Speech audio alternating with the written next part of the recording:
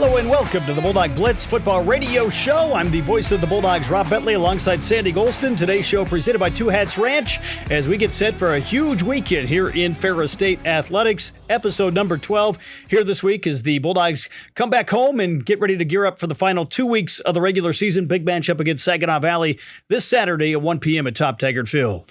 Yeah, it's amazing this deep into the Bulldog Blitz, and it doesn't seem like it was that long ago that we were out at football practice in a T-shirt and shorts, and now we're bundling up a little bit tighter to go to practices and games, and we're getting toward the end of the season here, and it's just amazing how far we've come, and yet it's exciting because the Bulldogs have put themselves in a great position, Rob. Right now, with 2 games left in the regular season, there's work still to be done, but certainly the Bulldogs have put themselves in control of their own destiny right now if they can continue to take care of business. Of course, the Bulldogs coming off a big win, 55-9 over Northern Michigan, up inside the Superior Dome this past Saturday in Marquette, ranked number 1 in the Super Region 3 rankings, which came out this week. We'll talk more about that here as the show goes on. And obviously, Ferris State number 1 in the nation as well in the D2Football.com national poll. So the Bulldogs playing some great football here over the past 8 ball games, an 8-1 mark and an 8-game winning streak coming into the final 2 home games here of the regular season. Yeah, I mean, we go back to that week 0 game at Pittsburgh State, and we reference that a lot. But part of the reason we reference it a lot, I think, is because of the lessons that I think this team really learned from that game and the motivation that this team got from that week 0 game, because they've been playing some outstanding football and really progressively getting better, especially if you really think about the last 3 games that the Bulldogs played, Michigan Tech, Grand Valley, Northern Michigan. The Bulldogs have really been playing some good football, and this is the time of the year where you want to be peaking if you're a playoff caliber team. Of course, Ferris State with 2 games left, a lot to play for in terms of not only the potential opportunity to reach the playoffs for a nation-leading 10th consecutive year, but the Bulldogs also playing for a GLIAC championship, which was one of the early season goals here for this team. Yeah, and it's a goal that's been denied to the Bulldogs for the last couple of years. And so I think, if you focus in chronological order, then you certainly want to take care of business against Saginaw Valley. You want to take care of business against Davenport. And if you're fortunate to do that, then you're going to get a chance to collect another one of those GLIAC championship trophies. And if you win the GLIAC, then you're going to be in a good position in Super Region 3. And if you're in a good position in Super Region 3, then you got a chance to do something really special. Of course, Saginaw Valley State, a very formidable opponent. They're coming off a big win over Davenport. They got a share potentially of a GLIAC championship on the line as well if they can come in here and knock off the Bulldogs with just 1 conference loss. Yeah, there's a ton to play for Saginaw Valley. Not the least to mention is, of course, a chance to get a piece of the GLIAC championship, which is certainly within their reach right now. So they know that they have to win this game. But also for Saginaw Valley, and really for all these teams, because Super Region 3 is so tough in the playoffs. Bulldogs are number 1 right now, but when you look at the loss column, you see a lot of 1s and a lot of 2s, and so you know that it's tightly compacted. Saginaw Valley, one of those 2 loss teams. So Saginaw Valley right now competing for an opportunity to get into that playoff field. So this is a huge game for them, a huge game for Ferris State as well. Let's take a look at those Super Region 3 rankings. We mentioned Ferris State number 1 in the country in the D2Football.com poll, also number 2 in the American Football Coaches Association rankings this week. Those rankings in the end mean very little. It's the Super Region 3 rankings, which will be extremely important. And the Bulldogs right now number 1 at 8-1 overall. Grand Valley State, the number 2 team in the Super Region 3 rankings that came out on Monday at 7-1. Pittsburgh State 7-2 is 3rd. Central Oklahoma number 4 at 7-1. And you got Ouachita Baptist 8-1 after a huge upset last week. They're number 5 in the region. They did beat Harding a few weeks ago. Harding 8-1 is number 6, the defending national champions. And then you've got Emporia State at number 7 with a 7-2 record. But you've got this thing called earned access as well. And Indianapolis right now from the Great Lakes Valley Conference, not in the top 7, but they are in the top 9 and would have a chance to move up into that number 7 spot. So Emporia State kind of on the outside looking in. You got Saginaw Valley State right there at number 8 at 7-2. Southern Arkansas at number 10 at 7-2. So still a lot of room for movement with 2 games left here in the regular season. Yeah, there was some speculation about where Indianapolis would be if they would be in that top 7, and they ended up not being in that top 7. They're in top 9, so they're right on the edge. But as you mentioned, they got earned access right now. So if you're Emporia State, you're not in yet. I mean, again, this is just the first ranked regional rankings that we've seen so far. But when you look at it right now, I mean, it's brutal. I mean, it is brutal. You look at Pittsburgh State at number 3, potentially having to play Harding in the first round. I mean, that is a titanic matchup right there. So I mean, there's some tough matchups right there. Potentially Central Oklahoma and Washita Baptist. Washita Baptist coming off a big upset loss, but still a good football team. So, I mean, this is really, really tough. And UIndy right now trying to stay in that top 9 right now, because that's their ticket into the playoffs via earned access, at least right now as things stand with these initial ranked regional rankings. Of course, the next regional rankings will come out next Monday after the Bulldog game against Saginaw Valley State this weekend. Then the final rankings will be announced on Sunday, the 17th. That comes right on the heels of the regular season coming to a finish as the playoff field is announced. So certainly a little room for movement, but just 2 weeks left. And the Bulldogs have really set themselves up in a good position, not only to be the number 1 seed, but with that number 1 seed comes a first round bye here in the Division II playoffs. And that's huge. That's huge, especially if you're a team that's banged up and you got a chance to get some people back. You got a chance to get some rest for some people. You got a chance to recharge the batteries or come up with a game plan and whatever you need to use that for. But the one thing is it's one less game you have to play. So that's a good thing right now. And, I think the Bulldogs certainly have put themselves in a position to be able to get that because, again, you're looking at some challenging matchups throughout Super Region 3. And so pretty much anytime you step on the field in Super Region 3 in the playoffs, you're going to be in for quite a battle. So Bulldogs right now, if they can win out, and that's no guarantee, but if they can win out, they're going to be in a good position to get that bye. Of course, so we mentioned Ferris State coming off a 55-9 win over Northern Michigan, final regular season road game this past Saturday up inside the Superior Dome, and really liked the way the Bulldogs came out, found a way to get a big win. They were missing several key players on the defensive side, especially due to injury. Some guys they sat, of course, coming off an emotional win over Grand Valley State, and really didn't come out with a letdown as they played some good football for the most part on Saturday. Yeah, and I know you've mentioned it before, but when you face a Veer type team like Northern Michigan, it's a little bit of a challenge because you don't see that offense a lot. And I thought the Bulldogs really, after that first drive where Northern was kind of moving it down the field a little bit, I think the Bulldogs finally clamped down a little bit and kind of hit their comfort zone. And then, a great defensive play by Sefa Saipaia. And then all of a sudden the Bulldogs are up 7-0, and really they never looked back. Sefa had a huge ball game, couple fumble recoveries. He scored a touchdown on a play that looked like it was going to be blown dead, but never was. So he got into the end zone, led the Bulldog defense with 10 tackles in the game as they shut down the Northern Michigan attack. For the most part, they did get one long touchdown pass in the second half late in the game for their only score of the afternoon, at least on the offensive side. You turn it to the Ferris State offense. Trinidad Chambliss, a couple touchdown runs, had a couple nice long pass plays for the Bulldog offense. Cannon Katzer ran for 126 yards, and the Bulldogs able to generate 325 yards on the ground, over 500 yards of total offense. Yeah, starting with the defense, I think we knew with the way that the Bulldogs were defending Northern Michigan that it was going to be an opportunity for Sefa to have a big game, and he really did step up. He had a big game. Bulldogs overall defensively, really strong game.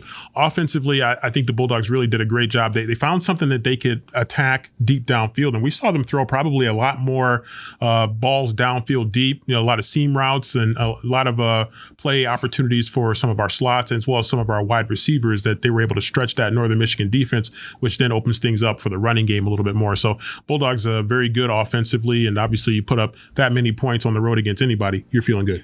Got a busy show here today as we'll hear from Ferris State University alum and assistant coach Tyler Shreve, who helps work with the Bulldog defensive line as we kind of work our way through the coaching staff here this fall on the Bulldog Blitz football radio show. We'll also hear from Ferris State University Athletics Communications Associate, the voice of Ferris State hockey, Brody Keiser, as we preview a huge weekend here. If it's a team playing right now, with the exception maybe of cross country, which is headed to the regional championships, and women's basketball, which is headed back to Missouri for the second week in a row. You've got everyone else that's competing here at home. We got Bulldog men's basketball hosting a crossover tournament. Got Bulldog soccer at home on Thursday, and of course on Saturday morning at 11, Bulldog football, Bulldog volleyball, Bulldog hockey, all at home here on a crazy weekend here in Big Rapids. If there's an athletics facility, it's going to be rocking this weekend at some point. Maybe the whole weekend it's going to be rocking, and it might still be shaking a little bit on Sunday. So it's going to be a lot going on, but boy, it's a great time to be a Bulldog. The crossover season and the winter winter season sports getting going and the fall season's really hitting their championship mode. And it's just a great time to be a Bulldog. Of course, Ferris State football, number one in the country, as we mentioned, by D2Football.com. Bulldog volleyball, number one for the second time in school history in the American Volleyball Coaches Association rankings. So really great recognition for those two programs on a national level, both number one in the country. Yeah, it's really great to see the volleyball team get there for just a second time in school history. Quite an achievement for them, and they have really just steadily climbed up those rankings, and got to be happy for them. Got to be happy for the football team as well. You started out 0-1, and now here you are, number one in the nation. So you're never really out of it. Bulldog men's basketball ranked in the top 25 nationally in the preseason poll after a 1-1 start down at a big tournament in Texas this past weekend. Bulldog women's basketball also ranked among the top 20 teams in the country. They're 1-1 overall as they head back to Missouri. Then you got Bulldog soccer in the top four of the GLIAC, and they could use a couple big wins here at home to secure home field advantage in the opening round of the conference tournament early next week. Yeah, it's a big opportunity for soccer. If they can string together a couple here, they're going to be in a much stronger position, and you're certainly excited about that. They had a big win over Roosevelt recently.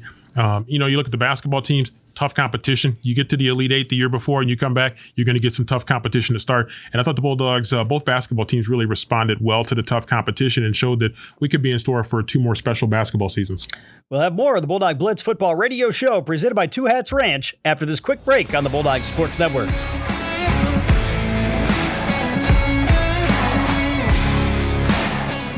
And welcome back, everyone, to the Bulldog Blitz football radio show presented by Two Hats Ranch. Rob Bentley and Sandy Golston with you. We're joined by Ferris State University football alum and assistant coach Tyler Shreve. And Coach, first of all, welcome to the show. Thanks for having me. I know here at this point of the season, just going into the final 2 games here of the regular season, what does it mean to have the Bulldogs really playing for a conference title and obviously a high spot here in the Division II playoffs? Yeah, definitely just keeping that internal focus. I think that's something that we've been really good at over the years. Really not focused on different spots or places that we can be in towards the end of the year, but really focused on how can we become the best version of ourselves every single day. Obviously, you being a Ferris State football alum, what's it been like, I guess, transitioning from being a player here not that long ago to now being a key member here of the coaching staff? Yeah, it's been awesome. Coming from the offensive line, now I work on the defensive side of the football, and Coach Smith couldn't have been any better taking me in. My first year here, we have Caleb Murphy, who, goes and sets the sack record for all VNC AA, and that was just really special to be a part of. And then, the transition over the course of the years, and it's been really good. Obviously, as a former offensive lineman, what are some things that you do to help those defensive line guys, I guess, working against those offensive linemen? Yeah, there's no substitution for physicality, Rob, honestly. So you just try and get the most physical dudes in there, have them lift a lot of weights, and come off and strike people.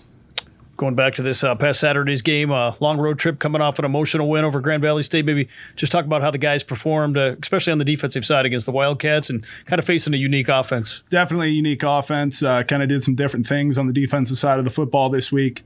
And the guys were assignment sound. That's all you look for in that game, really. Got to have a guy for the dive, got to have a guy for the quarterback, got to have a guy for the pitch. And I think our guys executed quite well. Yeah, and talk about the execution, because you have 1 week to prepare for an offense that you just don't see very often. And your guys were able to pull that together. And a lot of it, I got to think, is because of the experience that you guys have defensively. Yeah, certainly. I think on the coaching staff especially, going all the way back to the Montrose days of Ryan Hodges, our defensive coordinator, and head coach Tony Anise. I think the veer is something that is at least was instrumental in our program, some of our program success. And, just the idea of having a dive back, having a quarterback player and a pitch player. It's something we do during spring ball. It's something we do during fall camp all the time. We see that all the time from a different offensive set or formation, but really those principles stay the same throughout any defensive play. Yeah, it looked like Northern Michigan, they kind of had a nice drive going early, and but like you guys do so often, you might bend but you don't break, and you kind of keep people between the 20s, and you were able to finally get the turnover that you converted into a touchdown. That's got to feel good for you guys defensively when you can get one of those defensive touchdowns. Certainly it does, and I think Coach Tony Anise on the defensive side of the football, he's done a great job this year calling plays and keeping us in positions where, people say bend don't break all the time, but really what that means is you're limiting explosive offensive plays. And I think Coach Anise on the defensive side of the football has done just a wonderful job with play calling and not giving people too much, pressuring when he needs to pressure, keeping people in coverage when he needs to keep people in coverage, playing around with different fronts on the defensive line. And then the players have just done an awesome job going out there and executing every single day. A lot of senior leadership from, Cefa, Connor, Jason Williams, those kind of guys communicating well and keeping our defense together. And just talk about that defense, because you guys have to really be good at all three levels. And you guys really have been from week 0 all the way through to where we are right now with just 2 games left in the regular season. Just talk about all 3 levels working together, all sets of coaches working together to really produce a great defense. Yeah, the coaching staff's been awesome. Grant Keiser does a great job getting his guys prepared every week. Our defensive coordinator, Ryan Hodges, does a great job, co-defensive coordinator. Tony Anise does a great job with, just preparing the kids and putting them in situations during practice that they see in the games, and then the kids can go out there and execute. And then the players' execution has just been outstanding so far this year. We talk about it all the time, being a layered defense. So exactly what you're saying, from the defensive line to the linebackers to the safeties, you won't see too many plays where people break through the line and there's not another player right there ready to tackle. And we don't play kind of like a defense and a line. We play it stacked in layers. No question about it. And I want to talk about another aspect of this team that I think has been really special, and that's your depth. Because I think you can speak to this from a former player standpoint and also from a current coach standpoint. You guys really have, and Rob says it a lot, that next man up mentality. And so, but to have that, you have to have guys that are prepared to play, and you guys really do a great job with player development. Yeah. That's one of the principles of Coach Anise's program, is that we're always going to try and develop players. Bring kids in from high school, and then they're going to be brought up in those principles. Coach Smith does a great job on our defensive line specifically of, getting guys ready to go during spring ball time, during winter conditioning time. That's where you see them earn their stripes, right? And then they come out during fall ball, and, they really they develop and create physical players with a lot of depth, and that's how we've done it. And speaking of that player development and just preparedness, you guys take practice really seriously. I know a lot of programs are going to say they take practice very seriously, but we come to a lot of practices and you guys take it very seriously. But that's the proving ground for a lot of these players. And you guys also had a lot of players that stuck around here in town over the summer that had strong spring practice schedule and then came really into the fall practice schedule ready to go. The level of commitment by our staff and players is second to none around the country. I firmly believe in that. Yeah. And talk a little bit about yourself and your journey, and what are some of your goals? Yeah, definitely. So, my journey as a player here from 2016 to 2021, we were able to go to a national title in 2018, win a national title in 2021. I always knew I was going to be a coach. I graduated secondary education, high school teaching, social studies, and physical education. And now I'm pursuing a master's degree in educational leadership as a continue to coach. I'm not exactly sure what coaching looks like for me in the future, but just excited to be along for this run. And just talk about the program really supporting you in terms of going after a master's degree, and you're smart, by the way, getting it done at a young age. Trust me, it gets a little bit tougher when you get older, but so congratulations to you on that. But also talk about the support, because you guys have had a history of former players as grad assistants, either finishing their undergrad degree or pursuing a master's degree. Certainly. Well, if you just look at a few people on the defensive side of the football, Dylan Roney, who went and he was actually in our defensive line room. He goes to a few different places as a graduate assistant stop and ends up at the University of Michigan. He wins a national title there, and now he's coaching for the Chargers of the NFL. And then you look at Casey Zenner, I know, who after being done being a student assistant coach here, he went and coached at Western Michigan, where he picked up two graduate degrees.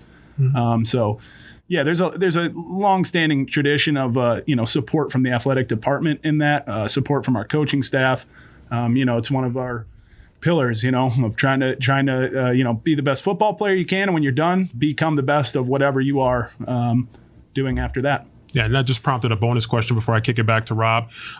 You guys as a program, you have to be so proud of your guys that make it to the NFL. And then you mentioned, Dylan Roney, who's having his young career is off to a great start. But talk about not only Dylan Roney again, maybe if you want to, but also about some of those NFL guys, because they got their start here and maybe were not as heralded coming out of high school, but they really improved in this program. Well, yeah.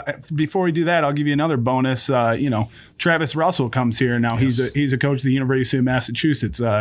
Steve Kasula was our offensive coordinator for a while here, and now he's coaching at the University of Michigan.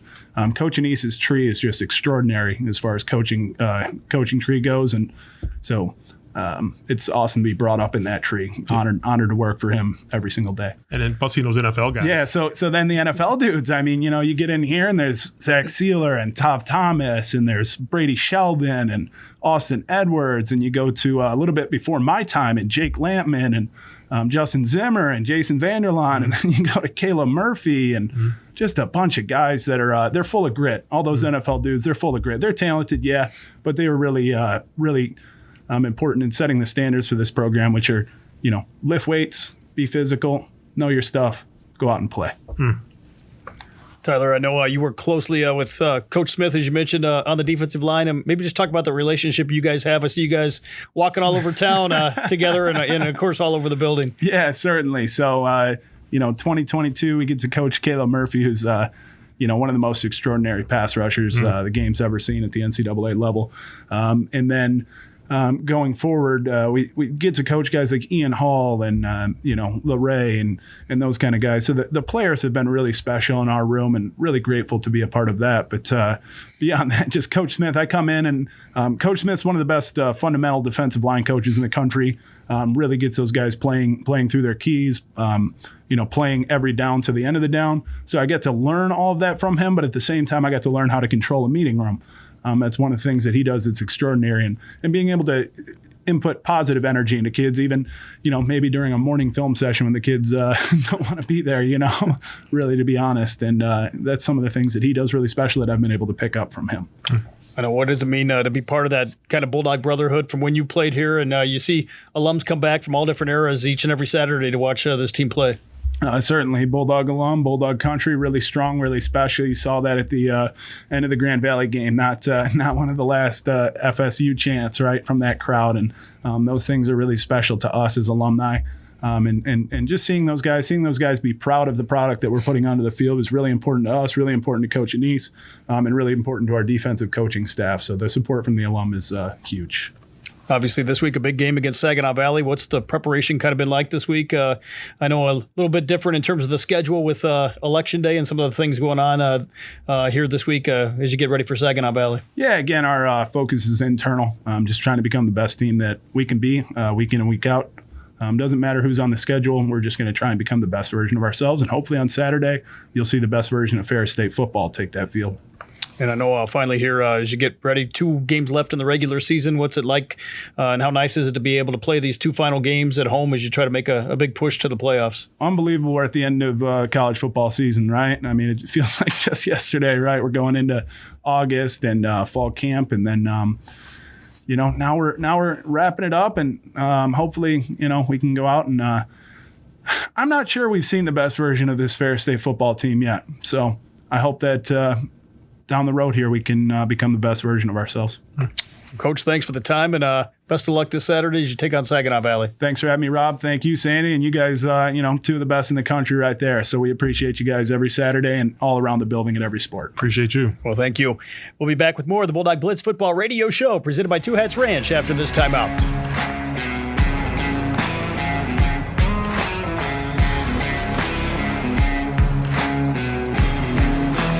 And welcome back, everyone, to the Bulldog Blitz Football Radio Show presented by Two Hats Ranch. Rob Bentley and Sandy Golston with you as we move into a look at the GLIAC and Division II football on our D2Football.com scoreboard. And certainly another big week, some interesting results around the country. It seems like each week you never know who's going to get upset here this season in Division II football. Well, I'll tell you on the national scene, not quite as many upsets in the GLIAC, but on the national scene, been a lot of upsets. And we've seen that the top and middle and probably bottom of the national polls really be shaken up quite a bit over the course of the season. And what it really shows you is you got to be ready to play. every week, and everybody has to be considered dangerous that's on your schedule. And so, again, with some of the upsets that we've seen now, and just probably the last few weeks in particular, you got to be ready to play. Of course, I think the last 3 weeks in a row, we've had the number one team in Division II football in the D2football.com poll upset. We hope that doesn't happen this week with Ferris State now holding down that number one position. Yeah, you hope that there's no curse there. But, the bottom line is, if you come out and play the way that you're capable of playing, you're going to put yourself in a good position, even against good competition. And the Bulldogs feel like if they do what they're supposed to do, if they play to their standard, then they're going to be in good shape. But again, the competition, it's not getting any easier here. You got Saginaw Valley coming in this week, and you got Davenport coming in next week to close the regular season. Let's talk about those two teams as we move into the GLIAC football scoreboard. This past week, Saginaw Valley State, Davenport, the big game in the GLIAC, and Saginaw Valley State won it 24-14. Both teams were right there in the mix in the conference hunt, and Saginaw Valley State kind of asserted itself, jumped out to an early 17-0 lead in that ball game. Yeah, I think as far as the conference race, probably an elimination game for Davenport, having lost that game, and Saginaw Valley kind of kept themselves in the race for the GLIAC championship, and also really for the playoffs as well. So, I mean, it was a big win for Saginaw Valley, and their offense stepped it up a little bit, and they were able to hold them down defensively. Obviously, Saginaw Valley, very good defensive team. Of course, we talked about Ferris State beating Northern Michigan 55-9 inside the Superior Dome. Michigan Tech went on the road and they won at Roosevelt 20-7, the final score in that ballgame. Again, Roosevelt showing signs of being a very competitive team here in their first year in the GLIAC. Yeah, Roosevelt is an uncomfortable team to play because you feel like you should win by a certain margin, and then you get out on the field with them and you realize that they're a pretty tenacious team. They got some talented skill position players. They're very well coached, and they can make you uneasy. And give Michigan Tech credit, they were able to go and get the win there. Of course, the other game involved Grand Valley State rebounding from the loss to Ferris State in the Anchorbone Classic. They defeated Wayne State 51-28. Jumped to the Warriors early, although Wayne State did show some signs in the second half of making that a more competitive ball game. Yeah, I mean, they end up putting 28 points up on the board against Grand Valley, and that's no small task to put that many points up on the board against Grand Valley. But give the Lakers credit. They did a good job of bouncing back from a tough loss to Ferris State in a rivalry game, and they came back in another rivalry game. Grand Valley and Wayne State is a rivalry game as well, and they really got the job done. So give the Lakers credit for bouncing back. The Lakers got the Wooden Shoes trophy after that win this week in the GLIAC. Davenport will try to get back on track as they play host to the Northern Michigan Wildcats, the Panthers' favorite in that ball game. Grand Valley State, a big matchup as they go on the road. Long road trip to Houghton, Michigan, a little bit further than we had to go last week, and they'll take on the Huskies here early on Saturday afternoon. Yeah, it's going to be an interesting matchup. Again, Grand Valley bouncing back with the big win over Wayne State. Now they're going to go play a Michigan Tech team that's probably that number 4-ish team in the GLIAC, and a team that is capable. They have some talented receivers. They have a really good quarterback, and if you're not careful, they can put some points on the board against you. Of course, Wayne State will try to pick up its first win of the year as they play host to Roosevelt. No easy matchup right there. That one could be a very interesting game and a lot of fun to watch and follow that one. That's an intriguing matchup right there. Of course, Roosevelt got their first win over Northern Michigan, and Wayne State is a team still looking for it. Wayne State is a team, again, that's capable of putting some points on the board and doing some nice things. So that's an interesting matchup to keep an eye on. Of course, Ferris State will host Saginaw Valley State, and we'll continue our talk about that one as this show rolls on here today. This past week on our D2Football.com scoreboard involving teams that were ranked among the national top 25 last week. Number 4, Kutztown defeated Millersville 49-17, the final score in that ball game. Fayetteville State upsets number 19 Johnson C. Smith, hands Johnson C. Smith its first loss of the year 27-0. Lenore Rhine, another team that got upset. Wingate wins it 14-10 over the number 16 team in the country. Yeah, that was a little bit of a surprise, but then again, not really. But it's hard to go down there to Lenore Rhine, between the bricks, as they call it, in their stadium and get a win. But Wingate is a team that's really been coming on and kind of been flying under the radar a little bit, but then they vaulted up into the national rankings this week. Of course, Emory and Henry, a team that had just went into the national rankings, number 23 in the country. They were upset by Mars Hill, 31-23, the final score in that ball game. We mentioned Ferris State, number 2, last week, defeated Northern Michigan 55-9. Number 12, Charleston, all over West Liberty, 38-0. It was number 14, Augustana over Concordia St. Paul, 28-7 in that ball game. Then in the MIAA, big upset, Fort Hays State defeats number 13 Emporia State by a score of 36-7. Really did it in decisive fashion. Yeah, I mean, from a pure ranking standpoint, it's a significant upset, but we've been watching and monitoring Fort Hays a little bit, and Hays they're a nationally ranked caliber team. They've had some ups and downs. That is a very difficult conference, but not so much surprised that they won, but by that margin, that's pretty telling margin right there. Number 20, Colorado Mines rebounds after a setback to Western Colorado. They defeated New Mexico Highlands 56-21. The final score in that contest. Number 17, West Alabama over North Greenville in a tight one, 17-14. Carson Newman, number 25, defeated Anderson 28-7. Grand Valley State, number 6 in the country, defeated Wayne State again 51-28. Then another big game in the MIAA. Central Oklahoma, number 9 in the nation, pulls it out in overtime on the road, 37-34 over Missouri Western. Yeah, not exactly a defensive struggle in this game, as we know Central Oklahoma can put up a lot of points. But, give Missouri Western credit. At home, they were able to put up a lot of points to be able to run basically neck and neck with Central Oklahoma and, get the game into overtime. But Central Oklahoma able to prevail in that extra session.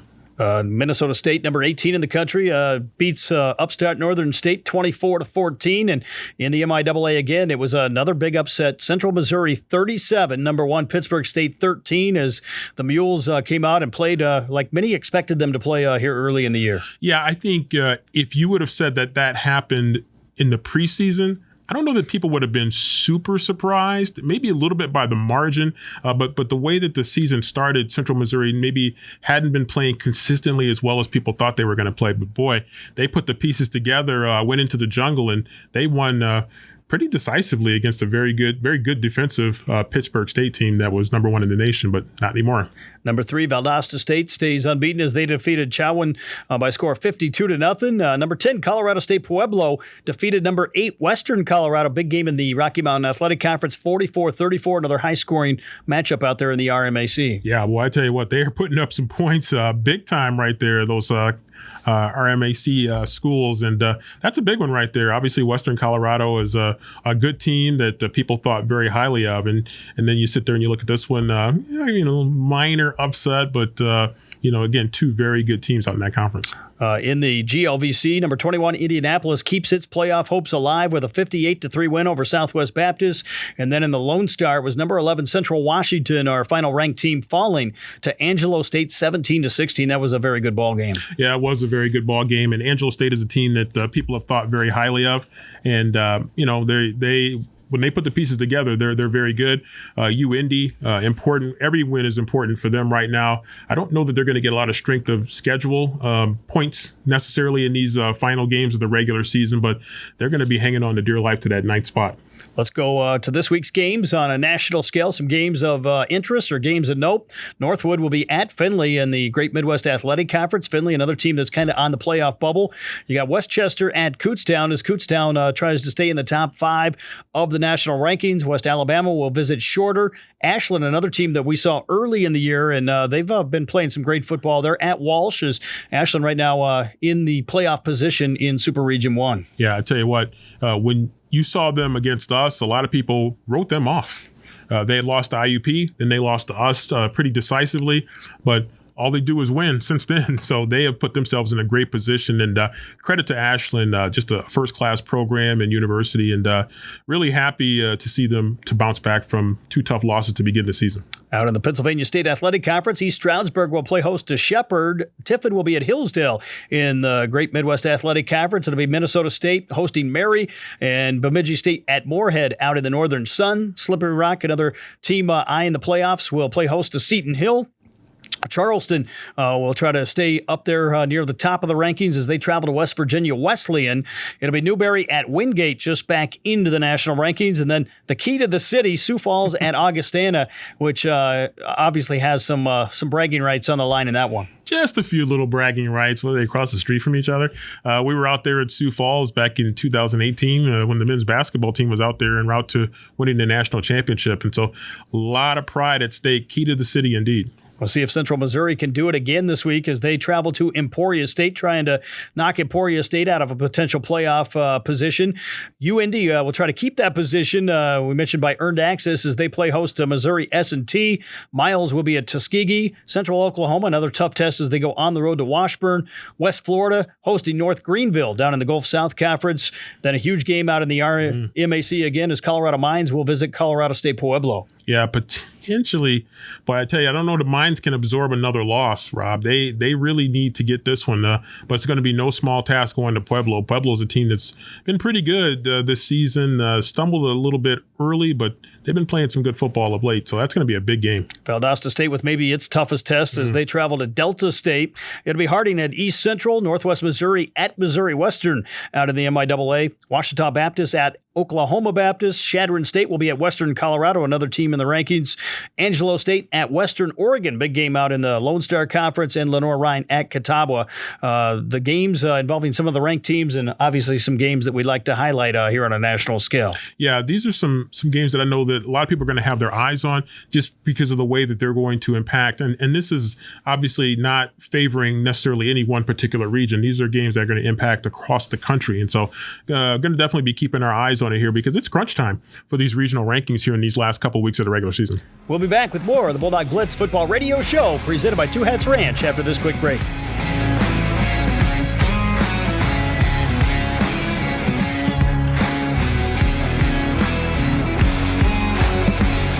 And welcome back, everyone, to the Bulldog Blitz football radio show presented by Two Hats Ranch. Rob Bentley and Sandy Golston with you. We're joined now by Ferris State University Athletics Communications Associate Brody Keiser. And Brody, first of all, welcome to the show. Yeah, thanks for having me. Great to be here. Obviously, a busy week coming up here in Ferris State Athletics. Seems like every team that's playing at this time of the year almost is playing at home this weekend, and certainly one of those long weekends, long days, but I know a lot of fun covering all these sports. No, absolutely. It's going to be a blast, and yeah, it really does feel like this might be the busiest weekend that I've experienced, at least in my time here, but I'm excited for it. I love watching our teams compete. Getting a chance to see everybody at home is going to be a great time. Obviously, you being the voice of Ferris State hockey, they're at home this weekend, taking on Michigan Tech, 7:07 p.m. Both nights, and of course coverage here on Friday and Saturday at 6:30 of Ferris State hockey. And a big series here as the Bulldogs return home and hoping to get Coach Daniels his 500th win. Yeah, man, that would be awesome to get it at home. Obviously, we would have liked to get it last weekend down at Bowling Green. You know, you don't want to get swept on the road by a conference opponent, but to get it at home would be a sweet moment for Coach Daniels. So really hoping that we can get that 500th victory for him, and more importantly, just continue to stay competitive in the CCHA. It's going to be a tight league. There's some really good teams in the CCHA this year, so got to keep pace when we can. Of course, as we hear you talking each and every week, a lot of new faces on this hockey team, but they've been competitive here early in the year and have played some good hockey. Yeah, they really have. And, you know, you go back to even the opening series against Miami. You guys got to call one of those games shootout victory. I think that really put the team on the right foot to start the season. Getting those shootout wins, a lot of confidence you can gain from that. And then getting the first win in CCHA play against Bemidji was big as well. Now, unfortunately, have dropped the last three games, but they've been competitive games. It hasn't been like teams have been blowing the Bulldogs out. So I think, just got to find a way to continue to be competitive, and then some of those results will start going the way of Ferris State. Of course, I know you've had a chance to watch this Ferris State football team in action, especially early in the year. What have you seen from this team, and how excited are you to see the Bulldogs play a big game here against Saginaw Valley on Saturday? Yeah, wow, it is a big game, right? Like, it feels like this might be a do-or-die situation for Saginaw Valley in terms of their season and then trying to make the playoffs, so that you know that they're going to come and give Ferris State everything that they have, and that's what you want this late in the calendar year to be having football games make that much of a difference. And in terms of what I have liked so much from this team is the growth. I think back to that game, Pitt State, and the performance that we had in that game. Not to say that it was poor or that there weren't things that were promising, but just to see the growth of the squad as a whole, Trinidad and how he's playing. I mean, it's incredible. It's a lot of fun to watch. I know before I turn it over to Sandy, this week, Ferris State volleyball, Bulldog football, both ranked number one in the country, and a lot of excitement kind of here in the building and from the people around the Big Rapids community. Yeah, absolutely. We talked about how busy the weekend is, right? But how about these two teams that we're going to see on the football field and then in Bulldog Arena? Those two teams are so fun to watch. Coach Brando Wilhelm's squad is there better entertainment in the sports world right now than watching that team play? They are so good, so fun to watch. So can't wait for what's going to be a great weekend of Ferris Athletics. And staying on that theme, I mean, how sweet is it? 2 number 1 teams in the nation. I mean, that's incredible in the same week for it to happen. And just talk a little bit about that and what that says about Ferris State as an all-around athletic program. Well, we talk so much about culture, right? And, the coaches here talk about family, and it's not just their team that's a family, it's the Bulldog team that's a family. So to see 2 of our great programs represented as the number 1 teams in the nation, I think speaks to not only the hard work of each of the individuals as a piece of those 2 teams, but for the Bulldog community as well. It's something that everybody can celebrate and everybody can rejoice in. And hopefully people can come out and support those squads, because it is something that everyone should be able to feel a part of. One of the things you talk about support, I thought one of the coolest things that not very many people have talked about this year that I thought was really cool was our men's basketball team cheering on the volleyball team wearing hockey jerseys. I thought that was really, really cool to kind of bring a little bit of the hockey team to volleyball with the Bulldog men's basketball team supporting. There really is a great culture of support amongst the athletic teams. Oh man, there really is. You just love to see the athletes supporting each other, because they do. I mean, you got teams showing up to support every other squad that we have here. So that's really, really awesome. And it speaks to that culture, that connectedness that everybody feels. And I think it's also part of, something that the community shares in as well. The teams are constantly surrounded by people from the Big Rapids community, and that helps them, and then it also allows them to go out in the community and give back as well. So just the connection that we have here in Big Rapids and at Ferris State University is really strong, and I think that athletics gives people a chance to show that. And then talk a little bit about, for the Bulldog Blitz fans, talk a little bit about the hockey program this year. And I know how excited you've been and to call the games, and Rob and I have jumped in here and there. What makes this particular team special? And the reason I ask that is because we've had some players that have gone and we've had some players that have come in.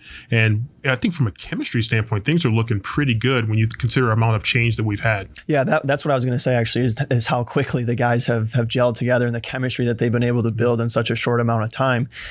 14 new players on this team, 9 freshmen, 5 transfers coming in, and it was a seamless transition. The locker room is really strong. We've got good leadership. This past week just named the assistant captains for the season, Nico DeVita, Travis Shouty, and Caleb Ergang to join, or Nick Nardici rather, to join Travis Shouty as the captain. So that leadership group is super, super strong, and it's just been really, really impressive to see how they've gelled, because I don't think that happens with a lot of teams. When guys come in, that many new guys come in and mix with the older guys that have returned, and it's been great to see. And it's a great point you mentioned. Captain, all sports have a captain, but it seems like in hockey it's really, really special, and it's a great tradition. I know for the Bulldogs it's been a great tradition over the years. And talk about the responsibility that you carry as a team captain for Ferris State. Yeah, so Travis Shouty, when he was named the captain last year, I think it was in April, right after the end of the season, maybe about a month or so after the end of the season, he was a guy that we were really, really pleased that he was going to be wearing the captain's patch, because he can take a lot of that stress and that the responsibility of what it means to wear the captain's patch. It's not only that you have to lead the team in practice and things like that, or talk to the officials during games, but the guys also rely on you. When you go back to the locker room during intermission, the things that we don't get to see when we're broadcasting the game or watching the game, that's when the captain really has to step up. And so far, Shouty's been doing that by himself this season. That's not to say that other guys haven't been helping out in there, but he's the only guy that's worn the letter. So now these other 3 guys, Nico DeVita, Nick Nardici, Caleb Ergang, guys who have been around the program for a while, they know what the coaching staff expects of them, what it means to be a Bulldog here in Big Rapids. Again, it speaks to the culture. And I think that we've got guys that understand what it takes to lead a team, lead a group of players, and the other guys can rely on them, and that shows that they have a lot of character. They understood the assignment, and that the program's in good hands with them at the helm. Now, I think most people probably most closely associate you with hockey, and understandably so. But you've been involved in a lot of different sports. I mean, you were at football training camp almost every day, if not every day. But you also do work with soccer. You do work with many of our programs, and you do a lot of different things, from PA announcing to calling games on the radio, writing, social media. Just talk about that coming out of the sports communication program here at Ferris State, and how it's important to really embrace a number of different skills and maybe not try to focus on just one thing. Yeah, I've always said, opportunity is the biggest benefit of coming to Ferris State. That's what I said when I was going through the program here, sports communication program, and that's what I'll continue to say now, because in the program, I had opportunities to do things, right for the torch, be the vice president of the sports careers RSO at the time, work directly with you guys in athletics, and I was able to broaden some skills, and then that's really helped me in my position now, where, like you said, Sandy, it's not just the radio broadcasting for hockey. I get to be involved with all these other teams, and I say that because I truly mean it. I get to be involved with these other teams, get to know the soccer team and the basketball teams and the football team and the volleyball team and the golf teams, everybody. It's awesome, and seeing all those athletes and the work that we're able to get done for them as they push through their seasons, and it's been really, really rewarding, and I wouldn't change it for anything. So opportunity, I think, is probably the word I would use to sum that all up. And opportunity is what a lot of the Ferris State teams have had, and we've been really blessed with so many high performing programs over the years, and it's not just in one area. I mean, we obviously, our basketball teams had great runs last year, getting to the Elite Eight, and we've seen obviously some great success from football, volleyball. It's got to be fun for you being on the inside to see so many programs really excelling and doing really well. It is. I mean, you talk about building relationships. Well, we get to build relationships with the athletes. We get to know the athletes, the coaches, and to see them put in positions to succeed. And then, going down after the hockey season was over last year, going down to the basketball tournaments and watching those guys play on the biggest stage. I mean, it's a special feeling, and it's rewarding for me to see it because I know it's rewarding for the players and the athletes. And that sort of opportunity, that experience is, hopefully it's not once in a lifetime, but it very well could be for a lot of athletes. So to see them be able to participate in that and love every minute of it is one of the best reasons and the biggest reason why I love this job so much. All right. So before I pass the puck back to Rob, let me ask you this. What has Coach Daniels meant not only to this program as he inches close to that magic mark there?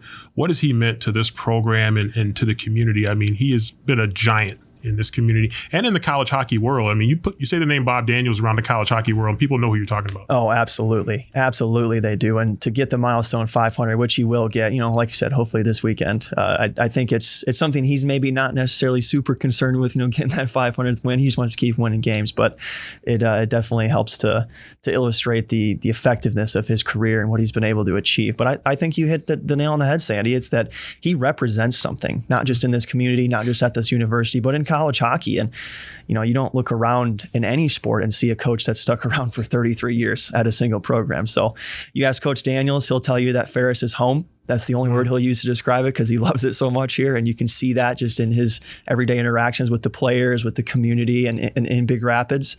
And you can't ask any of the players what it means to them to be a Bulldog without them mentioning Coach Daniels and this coaching staff as well.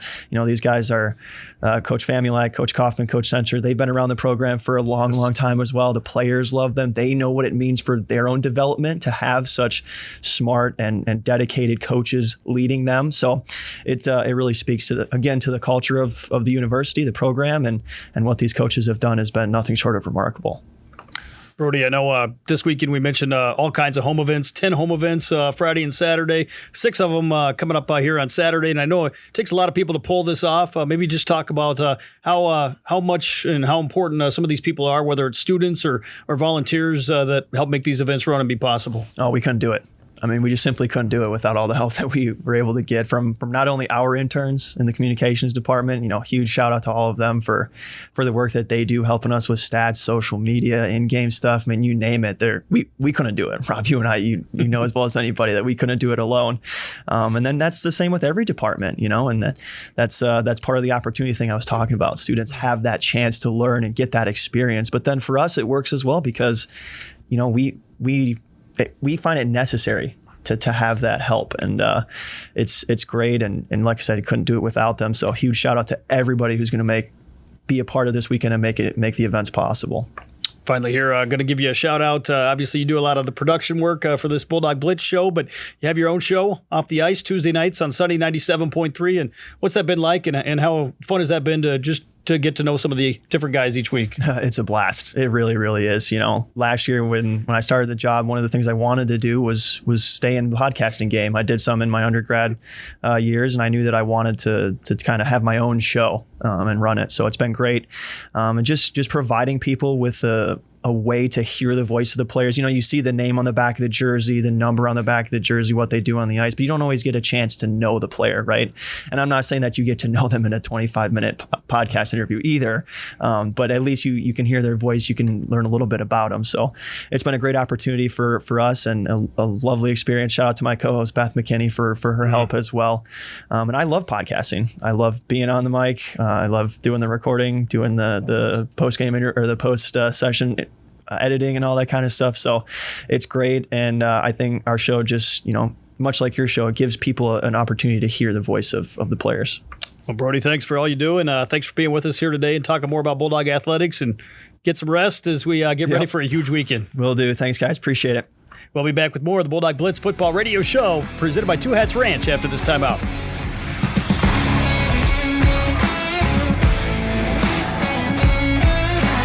And welcome back, everyone, to our final segment here on the Bulldog Blitz football radio show presented by Two Hats Ranch.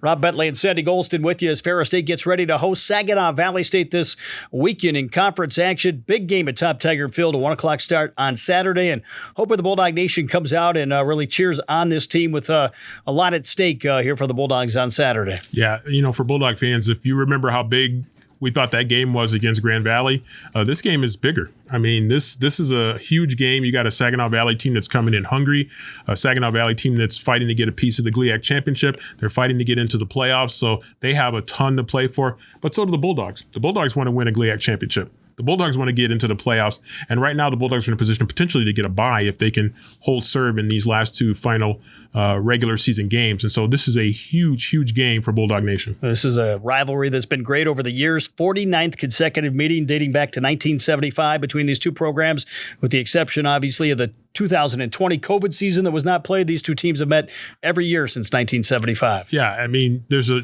tremendous history between these two teams. And, going back to my first exposure to this rivalry back in the 90s, and there were some good games back then in the 90s with, Coach Otterbein and Coach Pierce at Ferris State, Coach Jerry Kill at Saginaw Valley. And that tradition has continued, and just been a lot of great games between the Bulldogs and the Cardinals. And I expect another one this Saturday. And, the Bulldogs have put themselves in a good position right here. But, the price you get for putting yourself in a good position is you get another good team that's coming in here that's just as hungry as you are. Ferris State leads the all-time series, 28 wins, 19 losses, and 1 tie. A couple forfeit wins in there as well for Ferris State on games that were reversed due to some implications on the Saginaw Valley State side. A year ago, the Bulldogs did win, though, 38-17 here in Big Rapids, but 32 of the 48 meetings have been decided by 15 points or less. You mentioned those games in the 90s. You had the Snow Bowl, obviously, with the Chris Pulliam's touchdown run that lives on forever here for Ferris State fans. We had a game, I think, back in the early part of the 2000s with Jake Visser getting the goal line stop for Ferris State. Then a couple recent meetings, 2021, it went to the wire in overtime. Ferris State held on 47-45 as the Bulldogs pulled it out and ended up winning a national championship. The following year, 2022, I remember the Bulldogs had to win it on the road late, 33-28 over SVSU. Yeah, we had to punch it in late, I believe, on 4th down. We had to punch it into the end zone for a touchdown, and so that was a huge game for the Bulldogs. And again, you talk about those 2 national championship years. 2 of the toughest games we had, each year were Saginaw Valley. Those were 2 really tough games against 2 national championship teams. And so, you expect a tough game, and I'm excited about this game. It's going to be quite a battle. Ferris State taking on a team in Saginaw Valley State that's led by another former Tony Anise assistant in Coach Ryan Brady, who's been there since, I believe, 2018. So Coach Brady, one of those guys here who knows Coach Anise well. He'll have his team prepared, ready to go, and maybe vice versa, as those two certainly have had a long history with each other. They have, and we have a lot of respect for Coach Brady, and we saw him at Media Day, and certainly we follow his team. And it's interesting. Coach Anise closes with 2 of his former assistants here, and Ryan Brady this week, and of course Sparky McEwen next week. And Saginaw Valley is good, and Coach Brady does a good job with his team in rebuilding that program and getting them back up on a strong footing. And they're going to be primed. I mean, this is a big game for them. This is a big rivalry. Of course, Coach Anise, you mentioned Coach McEwen next week with Davenport. Also, a 1 o'clock start on November the 16th. Got to be proud of those two guys with what they've been able to build. You take Ferris State and Grand Valley State, but probably the next two best teams in the GLIAC year in and year out, at least in recent years, have been Saginaw Valley and Davenport. Yeah, I mean, and that says a lot about the GLIAC, and it's not just one or two teams. It's not just two teams. I mean, we got Saginaw Valley coming up. Davenport has been a playoff team, and so these are big rivalries. Again, we've had some intense battles with Saginaw Valley over the years, and Calder City Classic, of course, now with Davenport. So, I mean, these games are meaningful for all the players and coaches that are involved, and that's what makes college football so exciting. It's the rivalry games, and you gear up and you play one game. Unless you get to the playoffs, maybe you see a team again. But that's what makes football so special. Of course, Ferris State has been able to ride an 8-game winning streak coming into this one. The Bulldogs have had some excellent play. We talked earlier about the offense, the defense. Got to give a shout out to Mitch Middleton, named the GLIAC Special Teams Player of the Week for the second time this season. So the Bulldogs getting some well-deserved recognition. I thought Cefa was another guy that could have been the GLIAC Defensive Player of the Week in most weeks. They'll be taking on the guy that is the GLIAC Defensive Player of the Week this week, and Micah Kretzinger for Saginaw Valley State, who had an excellent ball game. And that Saginaw Valley State defense, from what we've heard, is going to be tough here for Ferris State to work against this week. Yeah, I mean, Saginaw Valley, very good defensive team at all three levels, very well-coached defense. And it's going to be a challenge to move the ball consistently against them. And you're certainly going to have to take care of the ball against a defense of that caliber. And so I think, from an offensive standpoint, the preparation is ongoing for the Bulldogs as they look ahead to this pretty stout Saginaw Valley defense, but they're not just a good defensive team. Saginaw Valley, they do have some players offensively. They have a very good quarterback that when he's on, he is really, really tough, and they have a really good running back as well. And so when they're on, they can put some points on the board. So it's going to be a test for the Bulldog defense as well. There's a lot going on here at Ferris State this week. We mentioned a huge weekend with so many events taking place, 6 events taking place on Saturday alone here on the Ferris State campus. The Bulldogs will be honoring some first-generation students at Ferris State University here on Saturday. Great promotion put on here for the second straight year. Alcohol sales going to take place for the final 2 regular season home matchups, and the Bulldogs hoping for a big home crowd here with a lot at stake here in these last 2 weeks of the regular season. Yeah, it's going to be a great weekend. You mentioned some of the things that are going to be going on in this game, and it's really it's just a fun time. And I mean, it's going to be a busy weekend for for the athletic department staff, for the volunteers, for the student athletes, the coaches, and everybody else. But it's going to be a lot of fun. I mean, to have so many of our teams playing at home and then playing in big games. I mean, even if you think of hockey, Michigan Tech coming in, I mean, that's been a good rivalry over the years. And so you would expect that to be fun. You got basketball getting going. There's like so many things that are going to be exciting this weekend. Certainly Ferris State hoping for a big win here with Davenport next on tap next week. But you got to take it one game at a time, as this team has been able to do really since week 0 here this season. Yeah, they have. And I think that's been a big key to their success. They haven't tried to look too far ahead. They don't fall for so-called trap games. They've been able to just stay really focused. And, some people said that maybe Michigan Tech could be a trap game for the Bulldogs, catch the Bulldogs maybe looking ahead to Grand Valley. That was not the case. Bulldogs against Michigan Tech played one of the best games that they played all season, and then came back and said, let's do it again. And they played one of the best, if not one of the best games that they played against Grand Valley. And so the Bulldogs have really been cooking. And part of it is, again, that mentality that you were alluding to. One game at a time, stay focused on who's in front of you right there. Don't look ahead to Davenport. That'll take care of itself if you take care of the business this week. Of course, I thought the Bulldogs did that this past week, going up to Northern Michigan, a team that was still looking for a first win, but a team that came out, played the Bulldogs hard, were very competitive, but Ferris State dealt with that long road trip. You're missing some guys, but yet still found a way to get a very decisive win. Yeah, the Bulldogs did have a number of guys that key players that did not make the trip, were not on the travel roster, but the Bulldog players that they did have, they really took care of business, again, against a unique offense, and again, sandwiched in between 2 very challenging games. Grand Valley, between the valleys, between Grand Valley and Saginaw Valley, there's that Northern Michigan game, and I thought the Bulldogs did a good job. Northern got that first drive. They were kind of moving the ball downfield. Bulldogs forced a turnover, turned it into points, and then it was all Bulldogs from there. Ferris State number 1 in the country in the D2Football.com poll, also number 1 in the Super Region 3 rankings, and they'd love to hold on to that position. You get a chance last week to rest a few guys that were banged up against Grand Valley.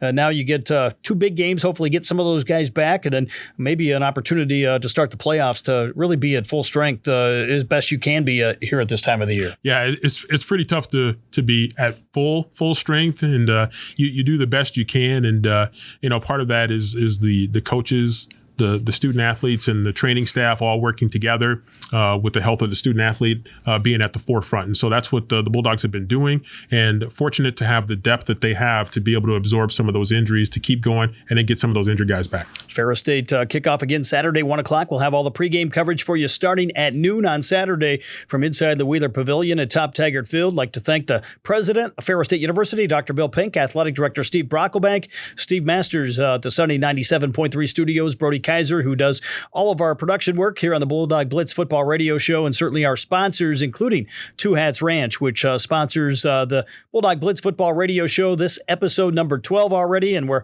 working our way here and hope and continue this show for quite some time as the Bulldogs aim another playoff run. Yeah, just 12 episodes in, and it's been an experiment for us, but boy, it seems to be going over really well, and it's had a blast doing it and looking to keep this thing going. Of course, Ferris State and Saginaw Valley State kickoff on Saturday, 1 p.m. at Top Taggart Field. You can get your tickets online in advance along with parking at ferrisstatebulldogs.com/tickets. Be there and cheer on the Bulldogs. For Sandy Golston, Rob Bentley with you. This has been the Bulldog Blitz Football Radio Show, presented by Two Hats Ranch.